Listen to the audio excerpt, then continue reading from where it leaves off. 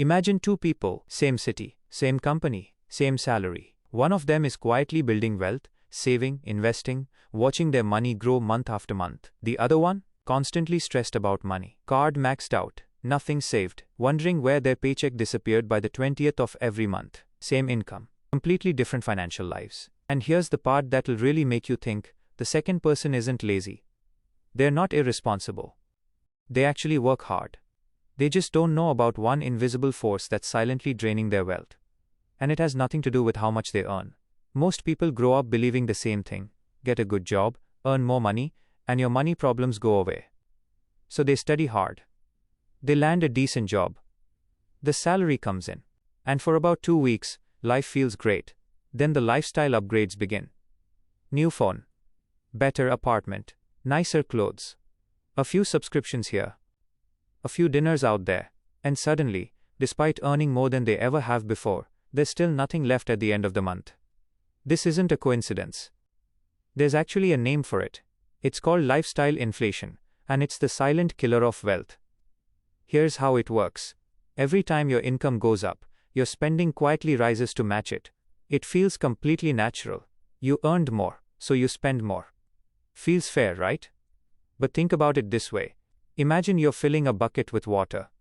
Your salary is the tap, but there are tiny holes drilled all along the sides of the bucket. Your subscriptions, upgrades, dining out, impulse buys. The more water you pour in, the faster it leaks out. And most people spend their entire lives just pouring faster, never stopping to patch the holes. Now here's where psychology gets involved, and this is the part most people never talk about. Our brains are wired to compare. It's called social comparison theory, and it goes back thousands of years. Back then, fitting in with the tribe meant survival. Today that same instinct shows up as buying things we don't need, to impress people we don't even really know, using money we haven't fully secured yet. You get a raise. Your colleague buys a new car. Suddenly your perfectly fine car doesn't feel so perfect anymore. You scroll Instagram for 10 minutes. Suddenly your apartment feels too small, your wardrobe feels outdated, your whole life feels like it needs an upgrade. This isn't weakness. This is just how human brains work. But if you're not aware of it, it will quietly keep you broke at every income level. Here's the deeper truth that wealthy people understand early on. Income is not wealth. Income is just the opportunity to build wealth. The real question isn't how much you earn, it's how much of what you earn actually stays with you and starts working for you. There's a concept called paying yourself first. Before the rent, before the groceries, before any lifestyle expense, a portion of your income goes directly into savings or investments, not what's left at the end of the month.